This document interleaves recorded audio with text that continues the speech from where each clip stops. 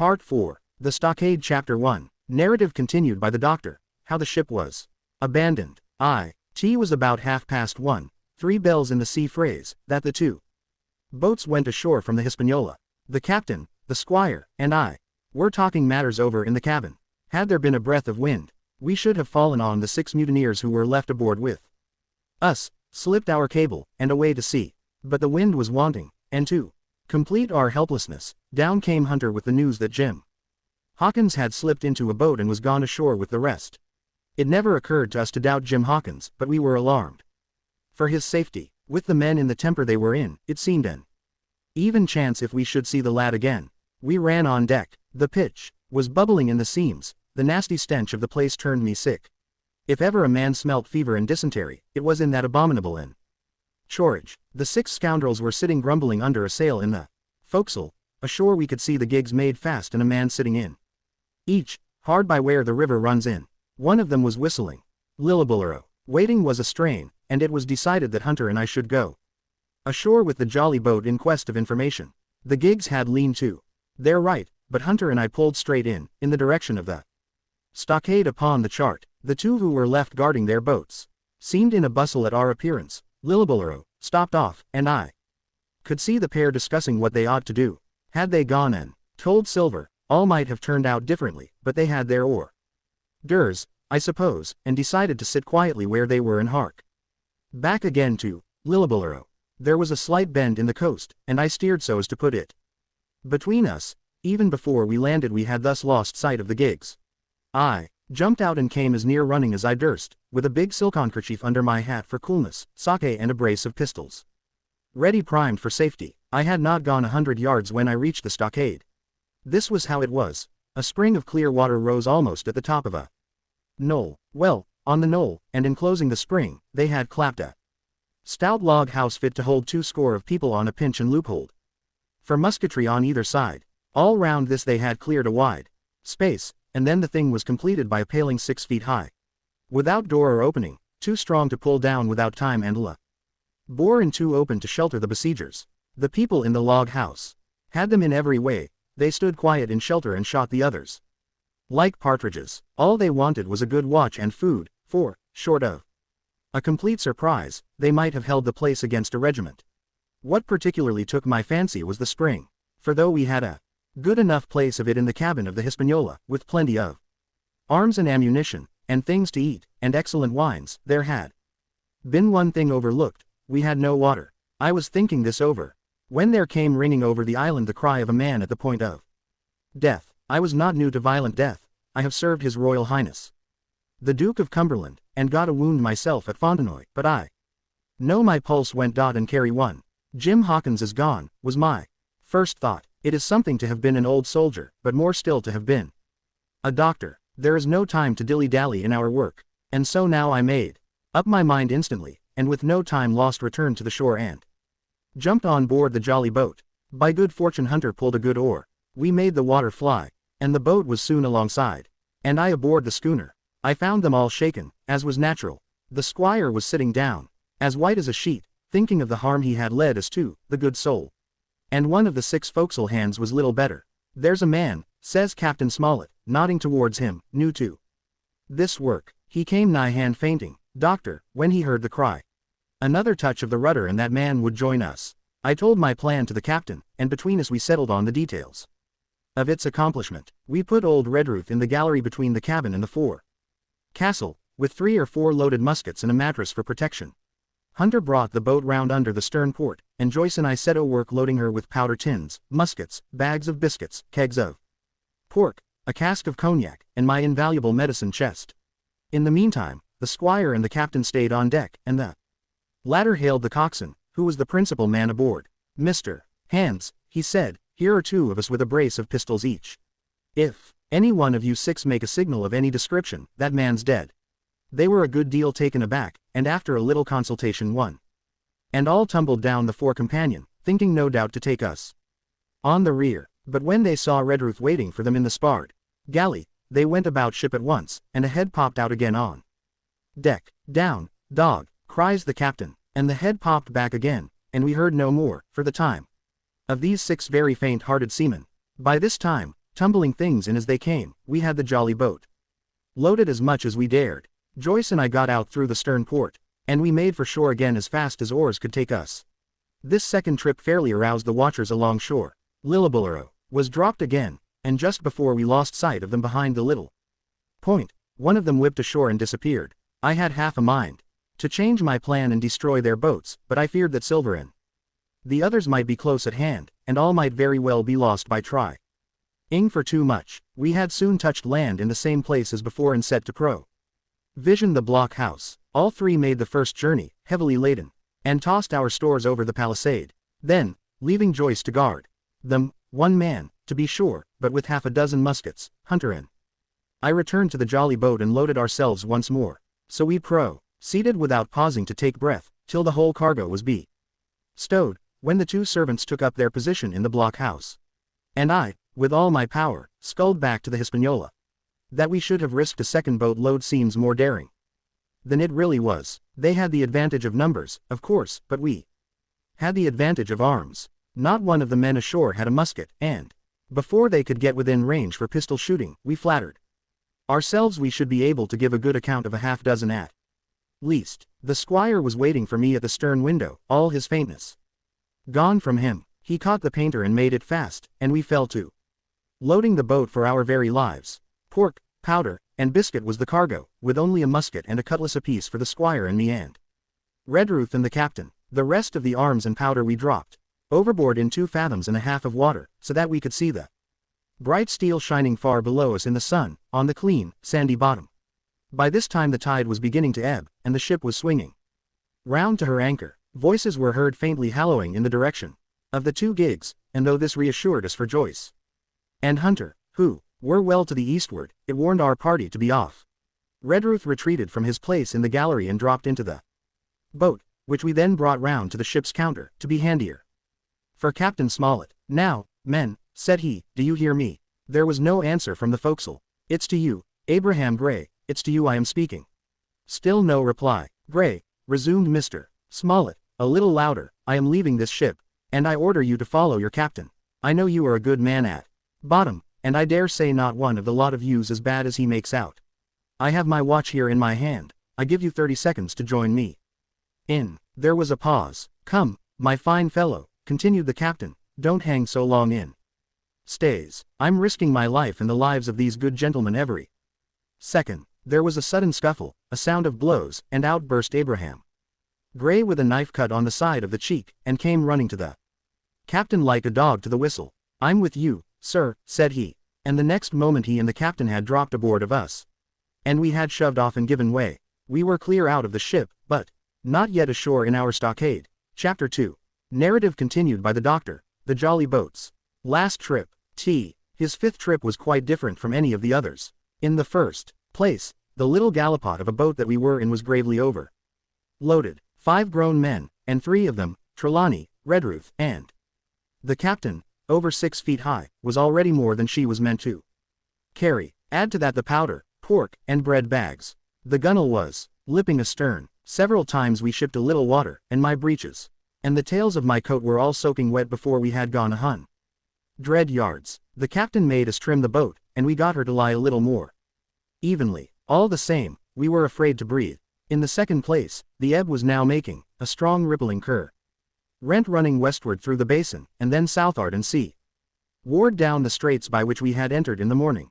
Even the ripples were a danger to our overloaded craft, but the worst of it was that we were swept out of our true course and away from our proper landing place behind the point. If we let the current have its way we should come ashore beside the gigs, where the pirates might appear at any moment. "I cannot keep her head for the stockade, sir," said I to the captain.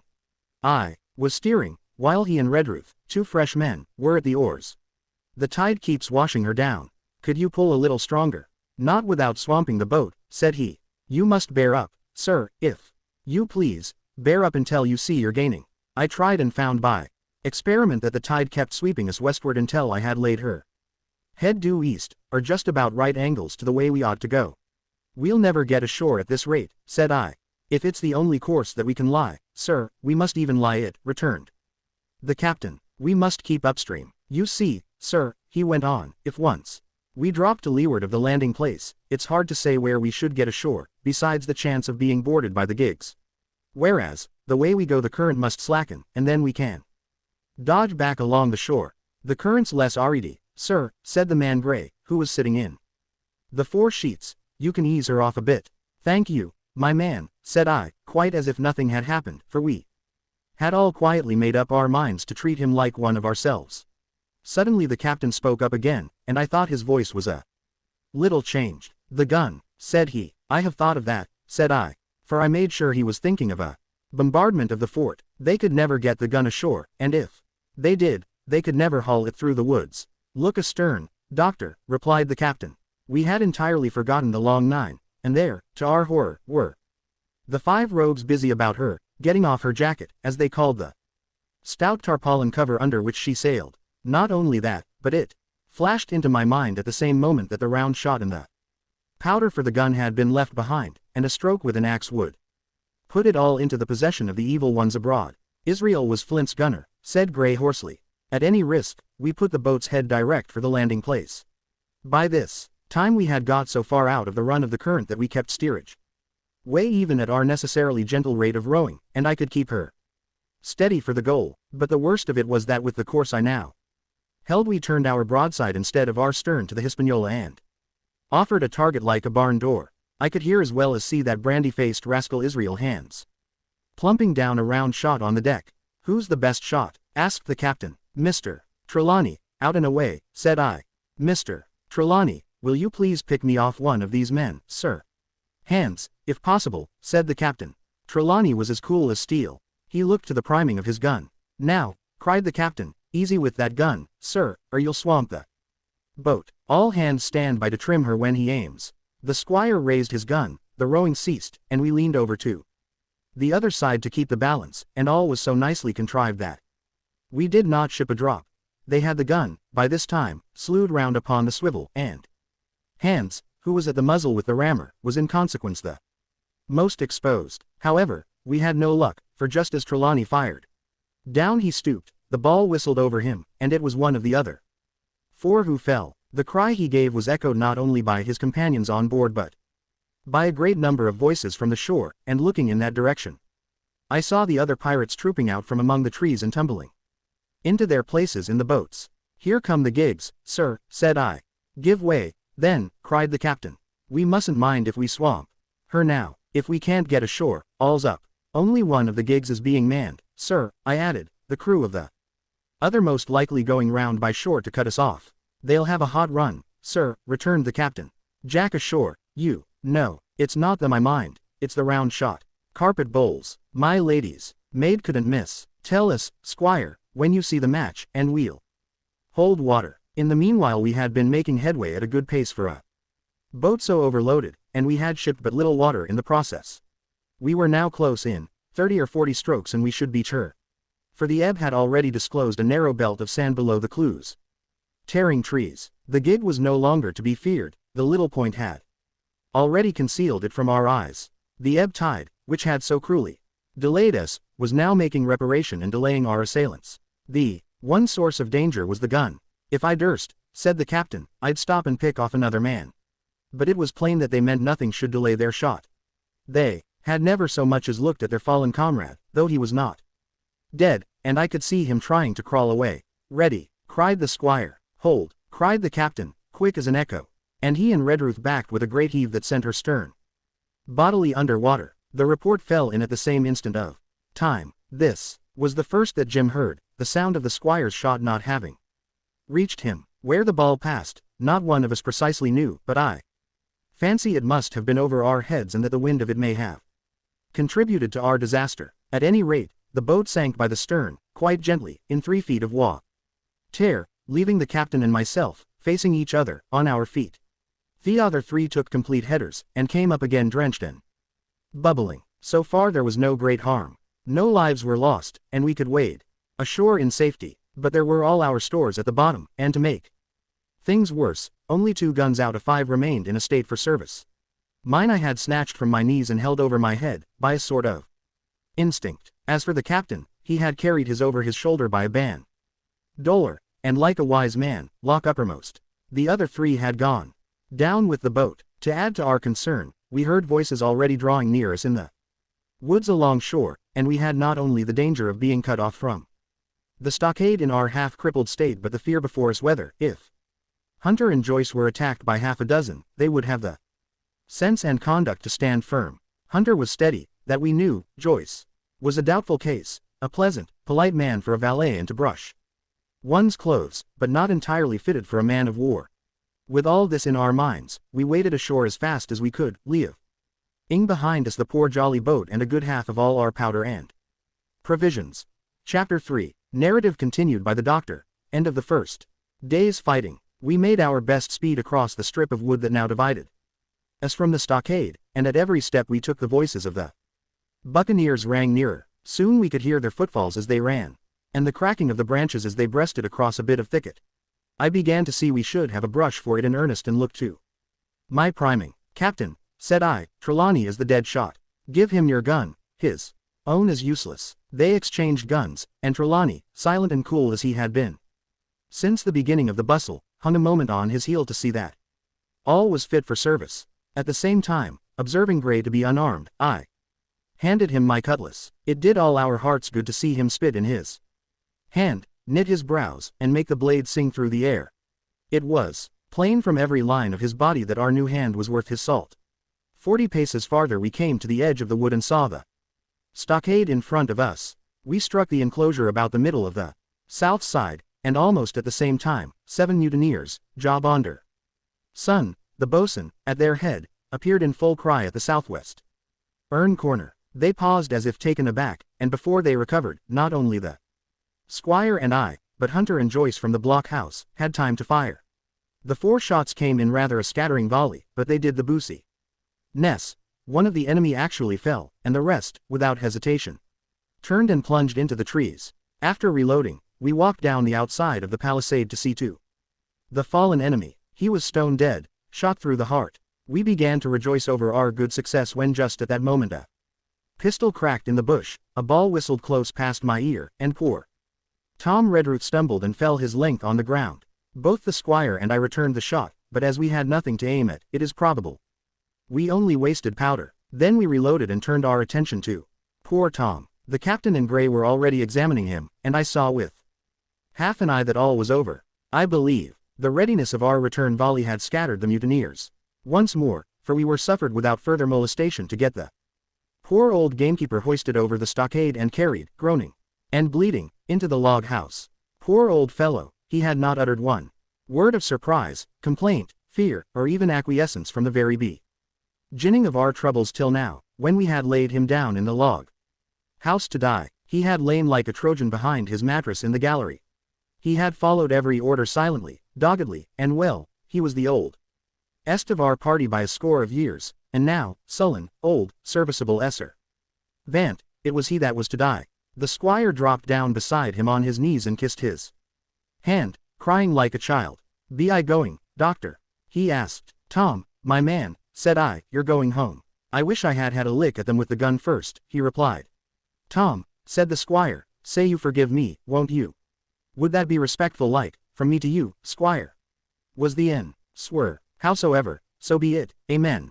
After a little while of silence, he said he thought somebody might read a prayer. "It's the custom, sir," he added apologetically. And not long after, without another word, he passed away. In the meantime the captain, whom I had observed to be wonderfully swollen about the chest and pockets, had turned out a great many vari Al's stores, the British colors, a Bible, a coil of stoutish rope, pen, ink, the log book, and pounds of tobacco. He had found a longish fir tree ing felled and trimmed in the enclosure, and with the help of Hunter he had set it up at the corner of the log house where the trunks crossed and made an angle. Then, climbing on the roof, he had with his own hand bent and run up the colors. This seemed mightily to relieve him. He re-entered the log house and set about counting up the stores as if nothing else existed. But he had an eye on Tom's passage for all that, and as soon as all was over, came for Ward with another flag and reverently spread it on the body. "Don't you take on, sir," he said, shaking the Squire's hand. "All's well with him. No fear for a hand that's been shot down in his duty to captain and owner. It mayn't be good divinity, but it's a fact." Then he pulled me aside. "Doctor Livesey," He said, in how many weeks do you and Squire expect? The consort. I told him it was a question not of weeks but of months, that if we were not back by the end of August Blandley was to send to find us, but neither sooner nor later. You can calculate for yourself, I said. Why, yes, returned the captain, scratching his head, and making a large allowance, sir, for all the gifts of Providence. I should say we were pretty close hauled. How do you mean? I asked. It's a pity, sir, we lost that second load. That's what I mean, replied the captain. As for powder and shot, we'll do. But the rations are short. Very short. So short, drive. Livesey, that were perhaps as well without that extra mouth. And he pointed to the dead body under the flag. Just then, with a roar and a whistle, a round shot passed high above the roof of the log house and plumped far beyond us in the wood. Oh ho, said the captain. Blaze away. You've little enough powder already, my lads. At the second trial, the aim was better, and the ball descended inside the stockade, scattering a cloud of sand but doing no further damage. Captain, said the squire, the house is quite invisible from the ship. It must be the flag they are aiming at. Would it not be wiser to take it in? Strike my colors, cried the captain. No, sir, not I. And as soon as he had said the words, I think we all agreed with him. For it was not only a piece of stout, seemingly, good feeling, it was good policy besides, and showed our enemies that we despised their cannonade. All through the evening they kept thundering away. Ball after ball flew over or fell short or kicked up the sand in the enclosure, but they had to fire so high that the shot fell dead and buried itself in the soft sand. We had no ricochet to fear, and though one popped in through the roof of the log house and out again through the floor, we soon got used to that sort of horseplay and minded it no more than cricket. There is one good thing about all this, observed the captain, the wood in front of us is likely clear. The ebb has made a good while. Our stores should be uncovered. Volunteers to go and bring in pork. Gray and Hunter were the first to come forward. Well armed, they stole out of the stockade, but it proved a useless mission. The mutineers were bolder than we fancied, or they put more trust in Israel's gunnery. For 4 or 5 of them were busy carrying off our stores and wading out with them to one of the gigs that lay close by, pulling an oar or so to hold her steady against the current. Silver was in the stern sheets in calm Mond, and every man of them was now provided with a musket from some secret magazine of their own. The captain sat down to his log, and here is the beginning of the entry. Alexander Smollett, master. David Livesey, ship's doctor. Abraham Gray, carpenter's mate. John Trelawney, owner. John Hunter and Richard Joyce, owners Esser. Vance, landsman, being all that is left faithful of the ship's calm. Paney, with stores for 10 days at short rations, came ashore this day and flew British colors on the log house in Treasure Island. Thomas Redruth, owner's servant, landsman, shot by the mutineers. James Hawkins, cabin boy. And at the same time, I was wondering over poor Jim Hawkins' fate. A hail on the land side. Somebody hailing us, said Hunter, who was on guard. Doctor, Squire, Captain. Hello, Hunter, is that you? Came the cries, and I ran to the door in time to see Jim Hawkins, safe and sound, come climbing over the stockade. Chapter 4. Narrative resumed by Jim Hawkins. The garrison in the stockade. As soon as Ben Gunn saw the colors he came to a halt, stopped me by the arm, and sat down. Now, said he, there's your friends, sure enough. Far more likely it's the mutineers, I answered. That, he cried. Why, in a place like this, where nobody puts in but gentlemen of fortune, silver would fly the Jolly Roger, you don't make no doubt of that. No, that's your friends. There's been blows too, and I reck on your friends has had the best of it, and here they are ashore in the old stockade, as was made years and years ago by Flint. Ah, he was the man. To have a headpiece, was Flint. Barring rum, his match were never seen. He were afraid of none, not he, Ani Silver. Silver was that genteel. Well, said I, that may be so, and so be it, all the more reason that I should hurry on and join my friends. Nay, mate, returned Ben, not you. You're a good boy, or I'm Took, but you're Ani a boy, all told. Now, Ben Gunn is fly. Rum wouldn't bring me there, where you're going, not rum wouldn't, till I see your born gentleman and gets it on his word of honor. And you won't forget my words. A precious sight, that's what you'll say, a precious sight. More confidence, and then nips him. And he pinched me the third time with the same air of cleverness. And when Ben Gunn is wanted, you know where to find him, Jim. Just where you found him today. And him that comes is to have a white thing in his hand, and he's to come alone. Oh, and you'll say this, Ben Gunn, says you, has reasons of his own. Well, said I believe I understand. You have something to propose. And you wish to see the squire or the doctor, and you're to be found. Where I found you, is that all? And when, says you, he added. Why, from about noon observation. To about 6 bells. Good, said I, and now may I go? You won't forget, he inquired anxiously, precious sight, and ons of his own, says you. Reasons of his own, that's the mainstay, as between man and man. Well, then, still holding me, I reckon you can go, Jim. And, Jim, if you was to see silver, you wouldn't go for to sell Ben gun. Wild horses wouldn't draw it from you. No, says you. And if them pirates camp ashore, Jim, what would you say but there'd be wid durs in the morning. Here he was interrupted by a loud report, and a cannonball came tearing through the trees and pitched in the sand not 100 yards from where we two were talking. The next moment each of us had taken to his heels in a different direction.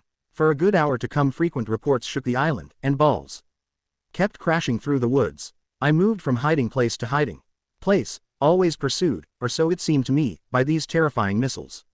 But towards the end of the bombardment, though still I durst not venture in the direction of the stockade, where the balls fell oftenest, I had begun, in a manner, to pluck up my heart again, and after a long detour to the east, crept down among the shore-side trees. The sun had just set, the sea breeze was rustling and tumbling in the woods and ruffling the gray surface of the anchorage. The tide, too, was far out, and great tracts of sand lay uncovered. The air, after the heat of the day, chilled me through my jacket. The Hispaniola still lay where she had anchored, but, sure enough, there was the Jolly Roger, the black flag of piracy, flying from her peak. Even as I looked, there came another red flash and another report that sent the echoes clattering, and one more round shot whistled through the air. It was the last of the cannonade. I lay for some time watching the bustle which succeeded the attack. Men were demolishing something with axes on the beach near the stockade. The poor jolly boat, I afterwards discovered. Away, near the mouth of the river, a great fire was glowing among the trees, and between that point and the ship one of the gigs kept coming and going, the men whom I had seen so gloomy, shouting at the oars like children. But there was a sound in their voices which suggested rum. At length I thought I might return towards the stockade. I was pretty far down on the low, sandy spit that encloses the anchorage to the east, and is joined at half water to Skeleton Island, and now, as I rose to my feet, I saw, some distance further down the spit and rising from among low bushes, an isolated rock, pretty high, and peculiarly white in color. It occurred to me that this might be the white rock of which Ben Gunn had spoken, and that some day or other a boat might be wanted and I should know where to look for one. Then I skirted among the woods until I had regained the rear, or shoreward side, of the stockade, and was soon warmly welcomed by the faithful party. I had soon told my story and began to look about me. The log house was made of unsquared trunks of pine, roof, walls, and floor.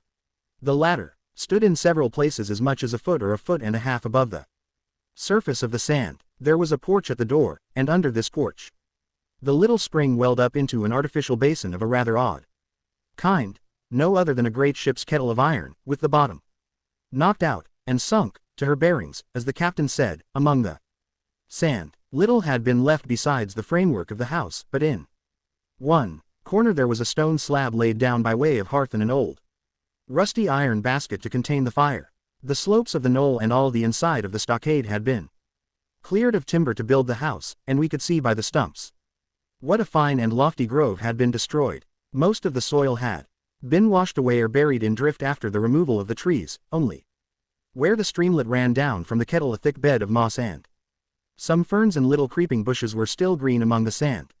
Very close around the stockade, too close for defense, they said, the wood still flourished high and dense, all of fir on the land side, but towards the sea with a large admixture of live oaks. The cold evening breeze, of which I have spoken, whistled through every chink of the rude building and sprinkled the floor with a continual rain of fine sand. There was sand in our eyes, sand in our teeth, sand in our suppers, sand dancing in the spring at the bottom of the kettle, for all the world like porridge beginning to boil. Our chimney was a square hole in the roof. It was but a little part of the smoke that found its way out, and the rest eddied about the house and kept us coughing and pip-ing the eye. Add to this that Gray, the new man, had his face tied up in a bandage for a cut he had got in breaking away from the mutineers, and that poor old Tom Redruth, still unburied, lay along the wall, stiff and stark, under the Union Jack. If we had been allowed to sit idle, we should all have fallen in the blues, but Captain Smollett was never the man for that. All hands were called up before him, and he divided us into watches. The doctor and Gray and I for one, the squire, Hunter, and Joyce upon the other. Tired, though we all were, 2 were sent out for firewood, 2 more were set to dig a grave for Redruth. The doctor was named cook, I was put sentry at the door, and the captain himself went from one to another, keeping up our spirits and lending a hand wherever it was wanted. From time to time the doctor came to the door for a little air and to rest his eyes, which were almost smoked out of his head, and whenever he did so, he had a word for me. That man Smollett, he said once, is a better man than I am. And, when I say that it means a deal, Jim. Another time he came and was silent for a while. Then he put his head on one side, and looked at me. Is this Ben Gunn a man? He asked. I do not know, sir, said I. I am not very sure whether he's sane. If there's any doubt about the matter, he is, returned the doctor. A man who has been 3 years biting his nails on a desert island, Jim, can't expect to appear as sane as you or me. It doesn't lie in human nature. Was it cheese you said he had a fancy for? Yes, sir, cheese, I answered. Well, Jim, says he, just see the good that comes of being dainty in your food. You've seen my snuff box, haven't you? And you never saw me take snuff, the reason being that in my snuff box I carry a piece of Parmesan cheese, a cheese made in Italy, very nutritious. Well, that's for Ben Gunn. Before supper was eaten we buried old Tom in the sand and stood round him for a while bare-headed in the breeze. A good deal of fire wood had been got in, but not enough for the captain's fancy, and he shook his head over it and told us we must get back to this tomorrow. Rather livelier. Then, when we had eaten our pork and each had a good stiff glass of brandy grog, the 3 chiefs got together in a corner to discuss our prospects. It appears they were at their wits' end what to do, the stores being so low that we must have been starved into surrender long before help came. But our best hope, it was decided, was to kill off the buccaneers, until they either hauled down their flag or ran away with the Hispaniola. From 19 they were already reduced to 15, 2 others were wounded, and one at least, the man shot beside the gun, severely wounded, if he were not dead. Every time we had a crack at them, we were to take it, saving our own lives, with the extremest care. And besides that, we had 2 able allies, rum and the climate.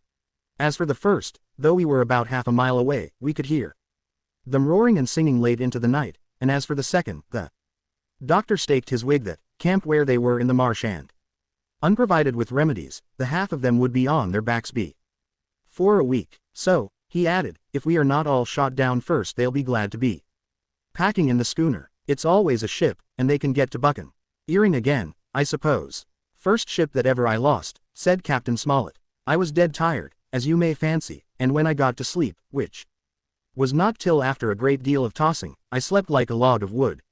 The rest had long been up and had already breakfasted and increased the pile of firewood by about half as much again when I was wakened by a bustle and the sound of voices. Flag of truce, I heard someone say, and then, immediately after, with a cry of surprise, Silver himself. And at that, up I jumped, and rubbing my eyes, ran to a loophole in the wall. Chapter 5. Silver's Embassy. Sure enough, there were 2 men just outside the stockade, one of them waving a white cloth, the other, no less a person than Silver himself, standing placidly by. It was still quite early, and the coldest morning that I think I ever was abroad in, a chill that pierced into the marrow. The sky was bright and cloudless overhead, and the tops of the trees shone rosily in the sun. But, where Silver stood with his lieutenant, all was still in shadow, and they waded knee-deep in a low white vapor that had crawled during the night out of the morass. The chill and the vapor taken together told a poor tale of the island. It was plainly a damp, feverish, unhealthy spot. Keep indoors, men, said the captain. 10 to 1 this is a trick. Then he hailed the buccaneer. Who goes? Stand, or we fire. Flag of truce, cried Silver. The captain was in the porch, keeping himself carefully out of the way of a treacherous shot, should any be intended. He turned and spoke to us. Doctors watch on the lookout. Doctor, Livesey take the north side, if you please. Jim, the east. Gray, west. The watch below, all hands to load and use. Kets, lively, men, and careful. And then he turned again to the mutineers. And what do you want with your flag of truce? He cried. This time it was the other man who replied. Captain Silver, sir, to come on board and make terms, he shouted. Captain Silver, don't know him. Who's he? Cried the captain, and we could hear him adding to himself, Captain, is it? My heart, and here's promotion. Long John answered for himself. Me, sir, these poor lads have chosen me captain, after your desertion, sir, laying a particular emphasis upon the word, desertion. We're willing to submit, if we can come to terms.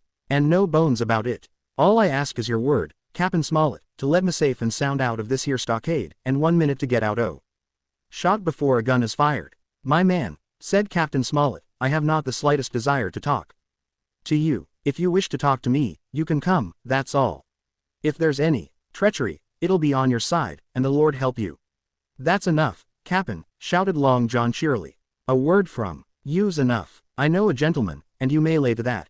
We could see the man who carried the flag of truce attempting to hold Silver back, nor was that wonderful, seeing how cavalier had been the captain's answer. But Silver laughed at him aloud and slapped him on the back as if the idea of alarm had been absurd. Then he advanced to the stockade, threw over his crutch, got a leg up, and with great vigor and skill succeeded in surmounting the fence and dropping safely to the other side. I will confess that I was far too much taken up with what was going on to be of the slightest use as sentry. Indeed, I had already deserted my eastern loophole and crept up behind the captain, who had now seated himself on the threshold, with his elbows on his knees, his head in his hands, and his eyes fixed on the water as it bubbled out of the old iron kettle in the sand. He was whistling, "Come, lasses and lads." Silver had terrible hard work getting up the knoll. What with the steepness of the incline, the thick tree stumps, and the soft sand, he and his crutch were as helpless as a ship in stays. But he stuck to it like a man, in silence, and at last arrived before the captain, whom he saluted in the handsomest style. He was tricked out in his best, an immense blue coat, thick with brass buttons, hung as low as to his knees, and a fine laced hat was set on the back of his head. Here you are, my man, said the captain, raising his head. You had better sit down. You ain't going to let me inside, cap'n, complained Long John. It's a main cold morning, to be sure, sir, to sit outside upon the sand.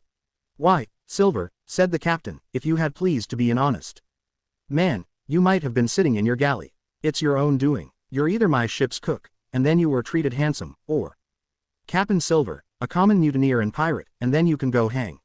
Well, cap'n, returned the sea cook, sitting down as he was bid. Den on the sand, you'll have to give me a hand up again, that's all. Sweet pretty place you have of it here. Ah, there's Jim. The top of the morning to you, Jim. Doctor, here's my service. Why, there you all are too.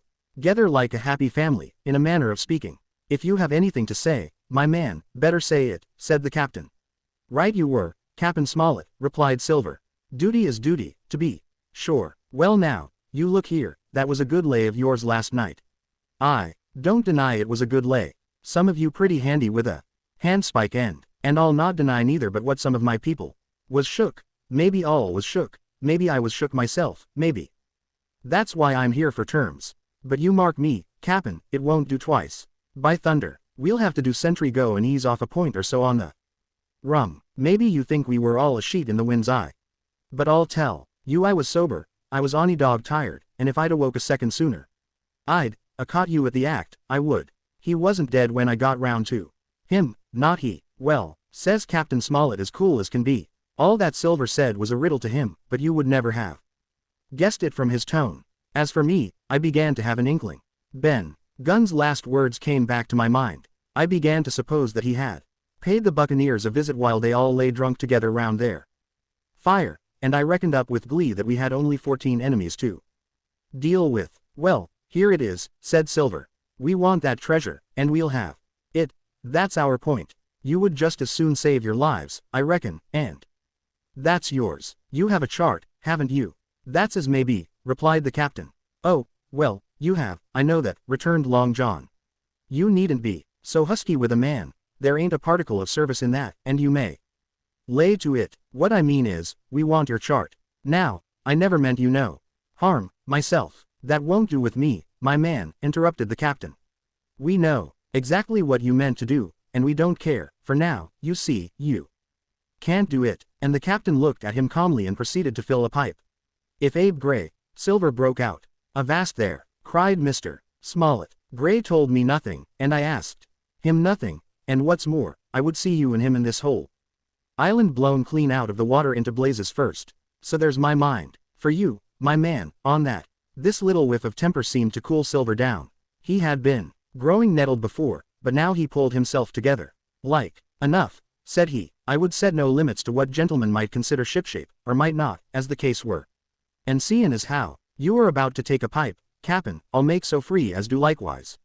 And he filled a pipe and lighted it, and the two men sat silently, smoking for quite a while, now looking each other in the face, now ping their tobacco, now leaning forward to spit. It was as good as the play to see them. "Now," resumed Silver, "here it is. You give us the chart to get the treasure by, and drop shooting poor seamen and stoving of their heads in while asleep. You do that, and we'll offer you a choice. Either you come aboard along of us, once the treasure shipped, and then I'll give you my affidavy, upon my word of honor, to clap you somewhere safe ashore, or if that ain't to your fancy, some of my hands being rough, and having old scores on account of hazing, then you can stay here, you can. We'll divide stores with you, man for man, and I'll give my Davy, as before to speak the first ship I sight, and send him here to pick you up. Now, you'll own that's talking. Handsomer you couldn't look to get, now you, and I hope," raising his voice, "that all hands in this here blockhouse will overhaul my words, for what is spoke to one is spoke to all." Captain Smollett rose from his seat and knocked out the ashes of his pipe in the palm of his left hand. "Is that all?" he asked. "Every last word, by thunder," answered John. "Refuse that, and you've seen the last of me but musket balls." "Very good," said the captain. "Now you'll hear me. If you'll come up, one by one, unarmed, I'll engage to clap you all in irons and take you home to a fair trial in England. If you won't, my name is Alexander Smollett. I've flown my sovereign's colors, and I'll see you all to Davy Jones. You can't find the treasure. You can't sail the ship. There's not a man among you fit to sail the ship. You can't fight us, Gray. There, got away from 5 of you. Your ship's in irons, Master Silver. You're on a lee shore, and so you'll find. I stand here and tell you so, and they're the last good words you'll get from me, for in the name of heaven, I'll put a bull lead in your back when next I meet you. Tramp, my lad, bundle out of this, please, hand over hand, and double quick." Silver's face was a picture. His eyes started in his head with wrath. He shook the fire out of his pipe. "Give me a hand up," he cried. "Not I," returned the captain. "Who'll give me a hand up?" he roared. Not a man among us moved. Growling the foulest imprecations, he crawled along the sand till he got hold of the porch and could hoist himself again upon his crutch. Then he spat into the spring. "There," he cried, "that's what I think of ye. Before an hour's out, all stove in your old blockhouse like a rum puncheon. Laugh, by thunder, laugh. Before an hour's out, ye'll laugh upon the other side. Them that die'll be the lucky ones." And with a dreadful oath he stumbled off, plowed down the sand, was helped across the stockade, after 4 or 5 failures, by the man with the flag of truce, and disappeared in an instant afterwards among the trees. Chapter 6. The Attack. As soon as Silver disappeared, the captain, who had been closely watching him, turned towards the interior of the house and found not a man of us at his post but Gray. It was the first time we had ever seen him angry. "Quarters," he roared. And then, as we all slunk back to our places, "Gray," he said, "I'll put your name in the log. You've stood by your duty like a seaman. Mr. Trelawney, I'm surprised at you, sir. Doctor, I thought you had worn the king's coat. If that was how you served at Fontenoy, sir, you'd have been better in your berth." The doctor's watch were all back at their loopholes, the rest were busy loading the spare muskets, and everyone with a red face, you may be certain, and a flea in his ear, as the saying is. The captain looked on for a while in silence. Then he spoke. "My lads," said he, "I've given Silver a broadside. I pitched it in red hot, on purpose, and before the hour's out, as he said, we shall be boarded. We're outnumbered, I needn't tell you that, but we fight in shelter, and a minute ago I should have said we fought with discipline. I've no manner of doubt that we can drub them, if you choose." Then he went the rounds and saw, as he said, that all was clear. On the 2 short sides of the house, east and west, there were only 2 loopholes. On the south side where the porch was, 2 again, and on the north side, 5. There was a round score of muskets for the 7 of us. The firewood had been built into 4 piles, tables, you might say, one about the middle of each side, and on each of these tables some ammunition and 4 loaded muskets were laid ready to the hand of the defenders. In the middle, the cutlasses lay ranged. Toss out the fire, said the captain, the chill is past, and we mustn't have smoke in our eyes. The iron fire basket was carried bodily out by Mr. Trelawney, and the embers smothered among sand. Hawkins hasn't had his breakfast. Hawkins, help yourself, and back to your post to eat it, continued Captain Smollett. Lively, now, my lad. You'll want it before you've done. Hunter, serve out a round of brandy to all hands. And while this was going on, the captain completed, in his own mind, the plan of the defense. Doctor, you will take the door, he resumed. See, and don't expose yourself. Keep within, and fire through the porch. Hunter, take the east side, there. Joyce, you stand by the west, my man. Mr. Trelawney, you are the best shot. You and Gray will take this long north side, with the 5 loopholes. It's there the danger is. If they can get up to it and fire in upon us through our own ports, things would begin to look dirty.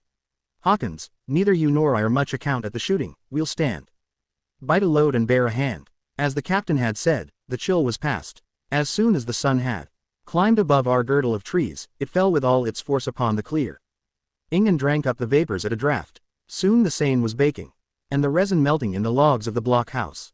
Jackets and coats were flung aside, shirts thrown open at the neck and rolled up to the shoulders, and we stood there, each at his post, in a fever of heat and anxiety. An hour passed away. Hang them, said the captain. This is as dull as the doldrums. Gray, whistle for a wind. And just at that moment came the first news of the attack. If you please, sir, said Joyce, if I see anyone, am I to fire?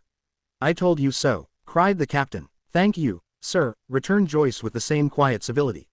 Nothing followed for a time, but the remark had set us all on the alert. Straining ears and eyes, the musketeers with their pieces balanced in their hands, the captain out in the middle of the blockhouse with his mouth very tight and a frown on his face. So some seconds passed, till suddenly Joyce whipped up his musket and fired. The report had scarcely died away ere it was repeated and repeated from without in a scattering volley, shot behind shot, like a string of geese, from every side of the enclosure. Several bullets struck the log house, but not one entered, and as the smoke cleared away and vanished, the stockade and the woods around it looked as quiet and empty as before. Not a bough waved, not the gleam of a musket barrel betrayed the presence of our foes. Did you hit your man?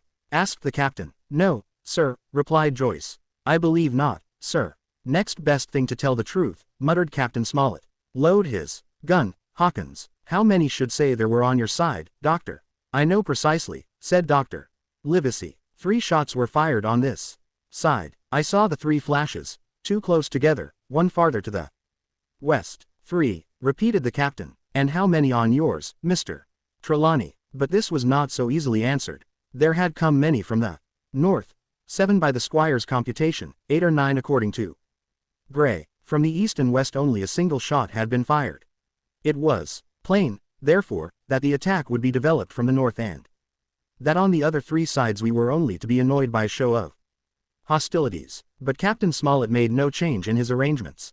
If the mutineers succeeded in crossing the stockade, he argued, they would take possession of any unprotected loophole and shoot us down like rats in our own stronghold. Nor had we much time left us for thought. Suddenly, with a loud huzzah, a little cloud of pirates leapt from the woods on the north side and ran straight on the stockade. At the same moment, the fire was once more opened from the woods, and a rifle ball sang through the doorway and knocked the doctor's musket into bits. The boarders swarmed over the fence like monkeys. Squire and Gray fired again and yet again. 3 men fell, 1 forwards into the enclosure, 2 back on the outside.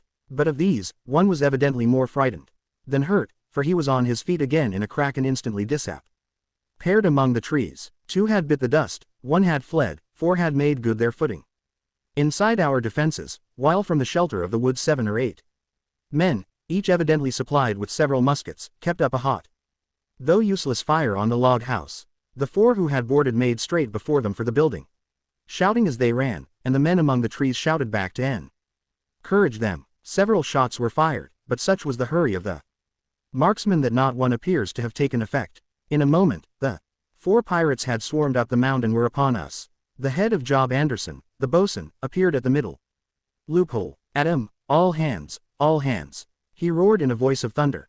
At the same moment, another pirate grasped Hunter's musket by the muzzle, wrenched it from his hands, plucked it through the loophole, and with one stunning blow, laid the poor fellow senseless on the floor. Meanwhile a third, running unharmed all around the house, appeared suddenly in the doorway and fell with his cutlass on the doctor. Our position was utterly reversed. A moment since we were firing, under cover, at an exposed enemy, now it was we who lay uncovered and could not return a blow. The log house was full of smoke, to which we owed our comparative safety. Cries and confusion, the flashes and reports of pistol shots, and one loud groan rang in my ears. Out, lads, out, and fight him in the open. Cutlasses, cried the captain. I snatched a cutlass from the pile, and someone, at the same time, snatching another, gave me a cut across the knuckles which I hardly felt. I dashed out of the door into the clear sunlight. Someone was close behind, I knew not whom. Right in front, the doctor was pursuing his assailant down the hill, and just as my eyes fell upon him, beat down his guard and sent him sprawling on his back with a great slash across the face. Round the house, lads, round the house, cried the captain, and even in the hurly-burly, I perceived a change in his voice. Mechanically, I obeyed, turned eastwards, and with my cutlass raised, ran round the corner of the house. Next moment I was face to face with Anderson. He roared aloud, and his hanger went up above his head, flashing in the sunlight. I had not time to be afraid, but as the blow still hung impending, leapt in a trice upon one side, and missing my foot in the soft sand, rolled headlong down the slope. When I had first sallied from the door, the other mutineers had been already swarming up the palisade to make an end of us. One man, in a red nightcap, with his cutlass in his mouth, had even got upon the top and thrown a leg across. Well, so short had been the interval that when I found my feet again all was in the same posture, the fellow with the red nightcap still halfway over, another still just showing his head above the top of the stockade. And yet, in this breath of time, the fight was over, and the victory was ours. Gray, following close behind me, had cut down the big bosun ere he had time to recover from his last blow. Another had been shot at a loophole in the very act of firing into the house and now lay in agony, the pistol still smoking in his hand. A third, as I had seen, the doctor had disposed of at a blow.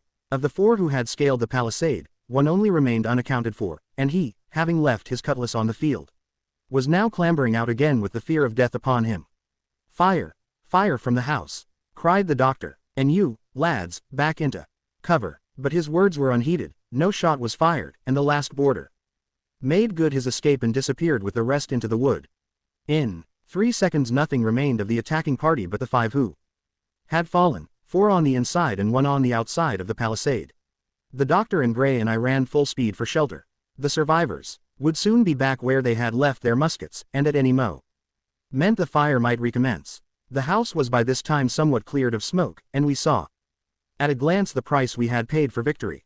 Hunter lay beside his loop hole, stunned, Joyce by his shot through the head, never to move again. While right in the center, the squire was supporting the captain, one as pale as the other. The captain's wounded, said Mr. Trelawney. Have they run? Asked Mr. Smollett. All that could, you may be bound, returned the doctor, but there's 5 of them will never run again. 5, cried the captain. Come, that's better. 5 against 3 leaves us 4 to 9. That's better odds than we had at starting. We were 7 to 19 then, or thought we were, and that's as bad to bear.